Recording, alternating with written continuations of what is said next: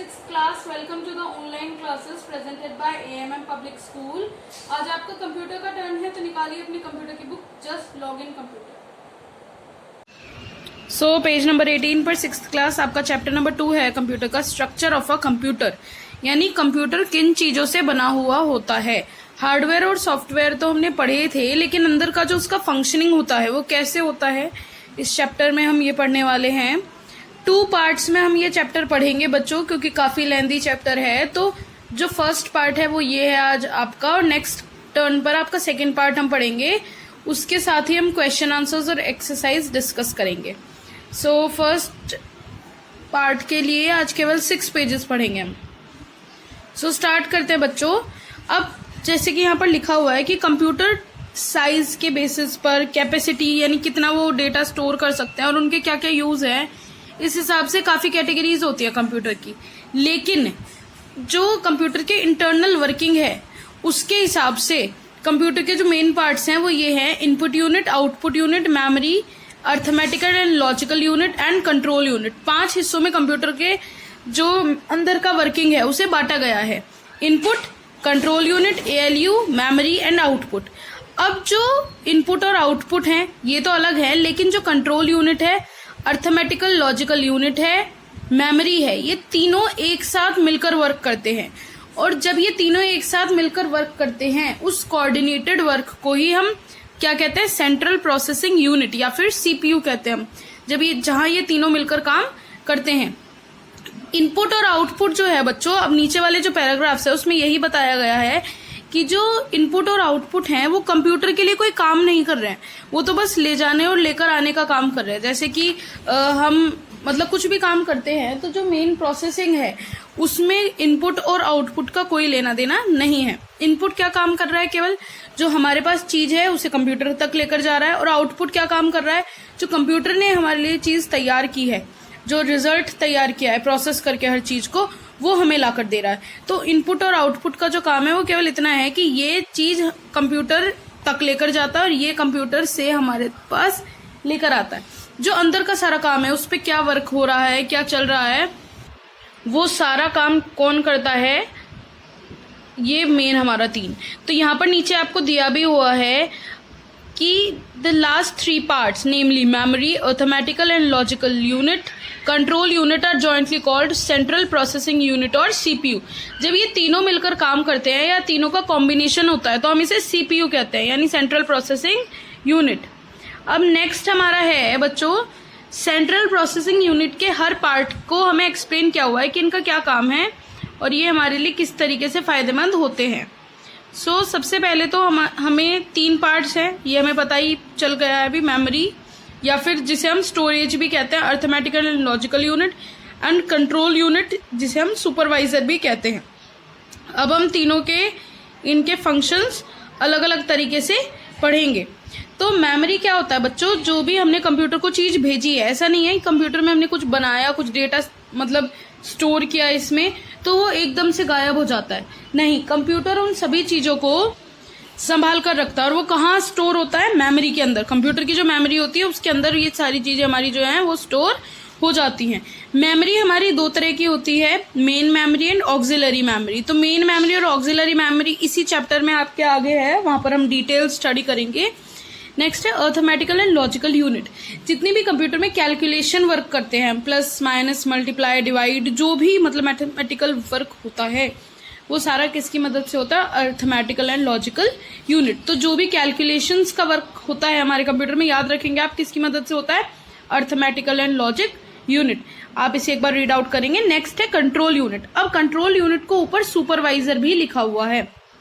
Supervisor का मतलब क्या है, अब हम कहीं भी काम करते हैं, कहीं ऑफिस में या कहीं भी, तो एक सुपरवाइजर जो होता है उसका ये काम होता है कि जो सारे लोग वहां काम कर रहे हैं उनका काम चेक करना कि क्या वो अपना काम सही कर रहे हैं या नहीं कर रहे हैं.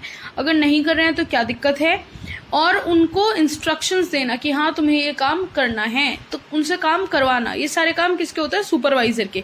इसी तरीके से कंप्यूटर को हम इनपुट तो दे दी, हमने कमांड डाल दी अब इसमें कि इसको प्लस करो, इसको माइनस करो, कर भी दिया अर्थमेटिकल एंड लॉजिकल यूनिट ने, लेकिन वो काम जो कमांड दे रहा है वो दे कौन रहा है, उसे सही से काम कौन करा रहा है, तो वो सारे काम करा रहा है कंट्रोल यूनिट, जिसे हम सुपरवाइजर भी कहते हैं। तो ये मेन पार्ट है हमारे सीपीयू का, और इसका काम है it keeps an eye on the functions of all parts and issues appropriate instruction to make coordination between them. यानी जो भी काम दिया गया है उसके हिसाब से सही इंस्ट्रक्शंस देना चीज़ों को कि अब इसको काम करना है, अब उसे करना है, कोऑर्डिनेटेड वर्क कराना। ऐसा नहीं कन्फ्यूजन क्रिएट हो जाए कंप्यूटर में भी कि पहले माइनस हो रहा है प्लस हो रहा है, या मतलब जो भी इंस्ट्रक्शंस हैं तो उनको कोऑर्डिनेट करके रखना काम है कंट्रोल यूनिट का। तो इसी तरीके से जो सीपीयू है वो इन 3 चीज़ों से ही बना है, मेमोरी से, एएलयू से और जो हमारा कंट्रोल यूनिट है इससे। तो इन तीनों के ही कोऑर्डिनेटेड वर्क से जो हमारा सीपीयू है वो आराम से काम कर पाता है। मॉनिटर एक आउटपुट डिवाइस है, आउटपुट शो करना हमें, और यहाँ पर दिया हुआ है कि इसको हम विजुअल डिस्प्ले यूनिट भी, वीडीयू भी कहते हैं। टीवी की तरह इसकी शेप होती है, पहले थोड़े बड़े मॉनिटर्स आते थे, अब पतले भी आने लगे हैं। और 2 तरीके के मॉनिटर्स जनरली हमारे होते हैं, मोनोक्रोम या फिर कलर। मोनो का मतलब होता है केवल एक, और क्रोम मतलब कलर। तो एक ही कलर जो हमें डिस्प्ले करता है, केवल एक ही कलर का डिस्प्ले शो करता है। कलर जो मल्टी कलर शो करता है हमको, तो 2 तरीके के मॉनिटर्स होते हैं, आप पढ़ेंगे इसे एक बार डिटेल में। नेक्स्ट है कीबोर्ड का काम क्या है बच्चों, अंदर इनपुट प्रोवाइड करा देना। हम जो कंप्यूटर को भेजना चाह रहे हैं वो कंप्यूटर के अंदर डाल देना। तो कीबोर्ड की बहुत सारी कीज होती हैं, अराउंड 104 कीज कीबोर्ड में होती हैं, और उन कीज को अलग अलग कैटेगरीज में डिवाइड करा हुआ है, जैसे यहाँ लिखा हुआ है। तो हम एक एक करके यहाँ पढ़ेंगे। जो मेन कीबोर्ड है जिसमें हमारे अल्फाबेट्स होते हैं। जो अल्फाबेट्स होते हैं बच्चों वो अल्फाबेटिकल ऑर्डर में अरेंज नहीं होते हैं, जम्बल्ड होते हैं, तो उनकी मदद से हम टाइप करते हैं, कोई भी चीज लिखने का काम करते हैं। नेक्स्ट है हमारा स्पेस बार तो आप जानते ही हो, किसी चीज को स्पेस मतलब लेटर्स के बीच में अगर हमें स्पेस देना है तो काम करता है स्पेस बार हमारा। नेक्स्ट है कर्सर कंट्रोल कीज। ये जो कर्सर कंट्रोल कीज हैं ये क्या काम करती हैं, ऊपर नीचे और साइड लेफ्ट राइट जाने में हमारी मदद करती हैं। फंक्शन कीज हैं, ये जो ऊपर आपको रो दिख रही है ये, इसमें F1 से लेकर F12 तक होते हैं, और इनका क्या काम है, इनके अंदर स्पेशल प्रोग्राम्स सेट होते हैं कि अगर हमने ये दबाई तो इससे ये चीज ओपन होगी या ये चीज होगा। तो इनके अपने जो स्टोर्ड कमांड्स है वो इनके अंदर सेट होती है, एक बटन दबाने से हमारी कमांड जो है वो एक्सेप्ट कर ली जाती है। न्यूमेरिक कीपैड, ये जो है हमारा ये न्यूमेरिक कीपैड है। इस न्यूमेरिक कीपैड में हमारा जो कैलकुलेटर होता है उसी की तरह नंबर्स होते हैं, जिससे कि हम अपना डेटा जो है वो इजीली एंटर कर सके सिंगल हैंड से, डबल हैंड की यूज करने की बजाय। नेक्स्ट है बच्चों शिफ्ट कीज। तो शिफ्ट कीज का काम क्या होता है बच्चों कि कुछ बटन्स होते हैं जिनमें 2 नंबर्स लिखे होते हैं, एक नीचे एक ऊपर। तो अगर हम सिंपल बटन दबाएंगे तो नीचे वाला नंबर आएगा, ऊपर वाला सिंबल दबाने के लिए हमें उस बटन के साथ शिफ्ट की दबाएंगे तो ऊपर वाला सिंबल भी आ जाएगा। तो शिफ्ट की 2 होती हैं, इनका ये काम होता है बच्चों।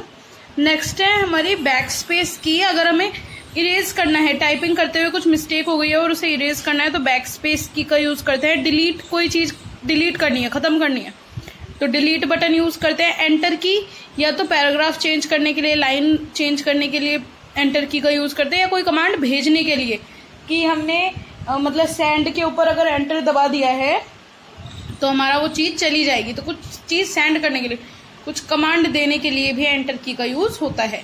विंडोज की जो होती है उसको, जो स्टार्ट मेन्यू होता है उसे ओपन करने के लिए उसे यूज किया जाता है।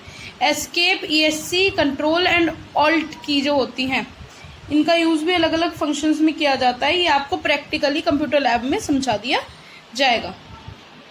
अब बच्चों मेमोरी है, 2 टाइप्स की मेमोरी, मेन मेमोरी और है हमारी ऑक्सिलरी मेमोरी। ठीक है बच्चों, तो मेन मेमोरी क्या है, अब जैसे कि आपके कंप्यूटर में, फोन में ही 2 तरह की मेमोरी होती है, एक इंटरनल एक एक्सटर्नल। तो इंटरनल मतलब अपनी जो फोन के अंदर, एक्सटर्नल मतलब हम बाहर से कुछ डाल रहे हैं, जैसे हमने SD कार्ड डाल दिया है, कुछ भी डाला है, मेमोरी कार्ड वगैरह, तो ये हो गया एक्सटर्नल मेमोरी। तो जो अपनी इंटरनल मेमोरी होती है उसे हम कहते हैं कंप्यूटर की मेन मेमोरी, और ये CPU के अंदर ही होती है, इसे हम निकाल नहीं सकते हैं, और ये बहुत महंगी आती है बच्चों। जबकि जो ऑक्सिलरी है यानी एक्सटर्नल यानी साइड मेमोरी जो है, ये CDs, DVD, पेन ड्राइव, जो अलग हम चीज़ें डेटा स्टोर करने के लिए यूज़ करते हैं, वो सब चीज़ें आती हैं ऑक्सिलरी मेमोरी में।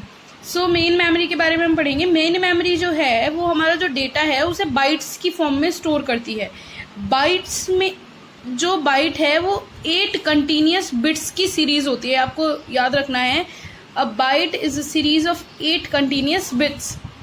नेक्स्ट है बच्चों हमारा इसी बाइट्स के बारे में इंफॉर्मेशन है, जो टेबल है इसमें आप पढ़ेंगे कि कितनी जो बाइट्स के फॉर्म है, जैसे किलो बाइट, जैसे हम ग्राम होता है तो ग्राम को जब किलोग्राम में कन्वर्ट करते हैं तो उसमें कितनी ग्राम रह जाता है। इसी तरीके से जब हम बाइट्स को किलो बाइट में कन्वर्ट करते हैं तो उसमें कितनी बाइट्स होती हैं।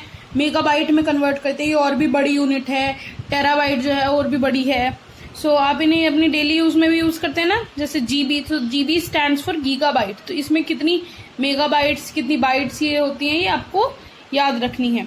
जो मेन मेमोरी है वो काफ़ी तरह के पार्ट्स में डिवाइड है, जैसे कि read only memory. Read only memory में कुछ चेंज हम नहीं कर सकते। मेन मेमोरी का वो पार्ट होता है जिसमें कि हम कुछ चेंज नहीं कर सकते, जो जैसा है वो वैसा ही रहता है, बस ये रीड करने के लिए काम आती है। रैंडम एक्सेस मेमोरी जो है वो मेन मेमोरी का वो वाला पार्ट है जिसको हम अपने मतलब काम के अकॉर्डिंग यूज कर सकते हैं। जैसे कि इंफॉर्मेशन जो इसमें होती है हम कभी कभी मतलब चेंज भी कर सकते हैं, जो इन्फॉर्मेशन इसमें होती है उसको। नेक्स्ट है हमारा बच्चों प्रोग्रामेबल रीड ओनली मेमोरी। तो ये वैसे तो जो है ये मतलब रीड ओनली मेमोरी की तरह काम करती है, लेकिन शुरू में खाली होती है। इसको हम तब फिल कर देते हैं इसमें किसी चीज़ से, तो उसको बाद में चेंज नहीं किया जा सकता है। नेक्स्ट है erasable and programmable read only memory. तो ये वो वाली मेमोरी है, नाम से ही पता चल रहा है कि जिसमें हम कोई चीज़ इरेज भी कर सकते हैं और उसमें कुछ नया ऐड भी कर सकते हैं। नेक्स्ट है electronically erasable and programmable read only memory. तो जब मतलब जो इन्फॉर्मेशन है वो इरेज की जा सकती है इलेक्ट्रॉनिकल सिग्नल से ही, और अदर इन्फॉर्मेशन उस पर लिखी जा सकती है हमारी नीड्स के अनुसार, तो उसे हम कहते हैं electronically erasable and programmable read only memory. Auxiliary memory मैंने आपको बताया, ये जो साइड हम चीज़ें यूज़ करते हैं स्टोर करने के लिए, जैसे CD, DVD, pen drives, hard disk, तो इन सब चीज़ों से जो बनती है वो होती है ऑक्सिलरी मेमोरी। ये काफ़ी सस्ती होती है मेन मेमोरी के हिसाब से, और इसमें जो हमारा डेटा है वो काफ़ी लॉन्ग टाइम तक हम स्टोर कर सकते हैं और उसको मूव भी करा सकते हैं और बाद में उसे रिट्रीव भी कर सकते हैं, यानी उसे निकाल भी सकते हैं। तो ये सेफ़ है और ना ही इसमें ज़्यादा एक्सपेंसेस हैं, तो काफ़ी ज़्यादा यूज़ होती है ये आजकल ऑक्सिलरी मेमोरी भी। इसके आगे का जो इनपुट आउटपुट डिवाइसेस हैं वो हम नेक्स्ट पार्ट में पढ़ेंगे। आज के पार्ट के लिए बस इतना ही। आपको ये रीड करना है, समझना है। मिलते हैं नेक्स्ट वीडियो में नेक्स्ट पार्ट के साथ।